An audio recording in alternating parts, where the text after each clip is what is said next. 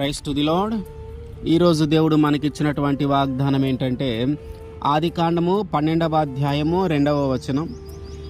నిన్ను గొప్ప జనముగా చేసి నిన్ను ఆశీర్వదించి నీ నామమును గొప్ప చేయుదును.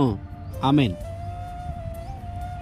ఎవరైతే దేవుని మాటకు లోబడి ఉంటారో, దేవుని చెప్పిన మాటను అంగీకరించి దాని ప్రకారము నడుచుకోవటం ప్రారంభిస్తారో వారి జీవితంలో దేవుడు ఖచ్చితంగా ఆశీర్వాదాన్ని ఇస్తాడు. ఆయన చెప్పే మాట కొన్నిసార్లు కఠినమై ఉండొచ్చు, ఆయన చెప్పే మాట కొన్నిసార్లు ప్రశ్నార్థకంగా ఉండి ఉండొచ్చు, ఆయన చెప్పే మాట కొన్నిసార్లు మనకి బాధ కలిగించవచ్చు. అయినను ఆయన మాటకు లోబడి ఎవరైతే నడుచుకుంటారో, ఆయన మాటకు లోబడి ఎవరైతే జీవించటం ప్రారంభిస్తారో వారి జీవితంలో దేవుడు ఖచ్చితంగా ఆశీర్వాదాన్ని ఇస్తాడు.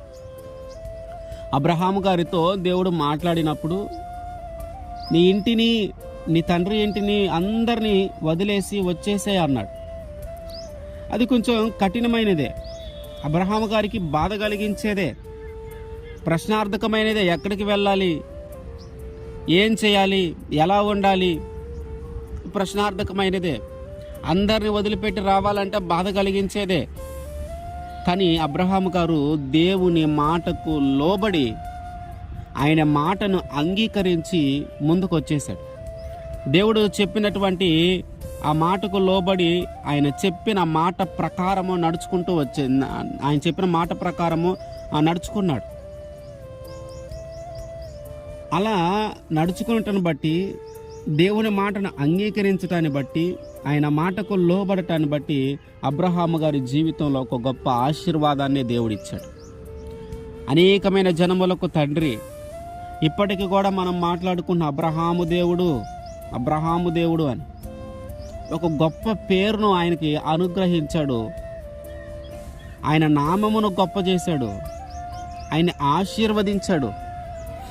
ఎలాగైతే దేవుడు అబ్రహాము గారిని ఆశీర్వదించాడో, ఇప్పుడు ఆయన అంటున్నాడు మనల్ని కూడా ఆశీర్వదిస్తాను అని. అబ్రహాము గారు దేవుని మాటకు లోబడినట్టుగా మనము కూడా దేవుని మాటకు లోబడితే, అబ్రహాము గారు దేవుని మాటను అంగీకరించినట్టుగా మనము కూడా దేవుని మాటను అంగీకరిస్తే, అబ్రహాము గారు దేవుడు చెప్పిన మాట ప్రకారము నడుచుకున్నట్టు మనము కూడా ఆయన మాట ప్రకారము నడుచుకుంటే మనల్ని కూడా దేవుడు ఆశీర్వదిస్తాడు.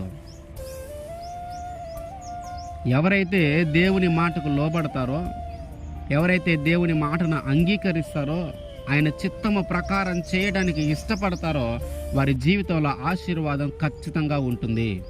ఆమేన్.